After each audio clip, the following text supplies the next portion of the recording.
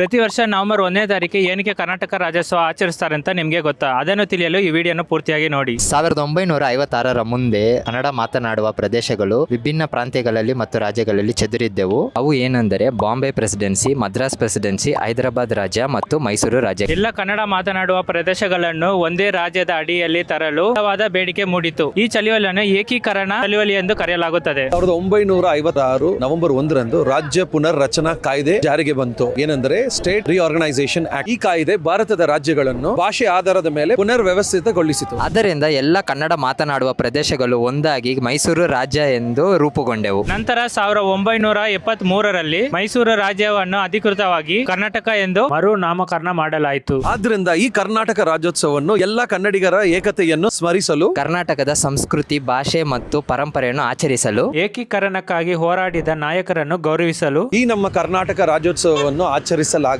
ಎಲ್ಲಾದರೂ ಇರು, ಎಂತಾದರೂ ಇರು, ಎಂದೆಂದಿಗೂ ನೀ ಕನ್ನಡವಾಗಿರು. ಸಿರಿ ಕನ್ನಡಂ ಗೆಲ್ಗೆ, ಸಿರಿ ಕನ್ನಡಂ ಬಾಳ್ಗೆ. ಕನ್ನಡವೇ ಸತ್ಯ, ಕನ್ನಡವೇ ನಿತ್ಯ. ಎಲ್ಲರಿಗೂ ಕನ್ನಡ ರಾಜ್ಯೋತ್ಸವದ ಆರ್ಥಿಕ ಶುಭಾಶಯಗಳು.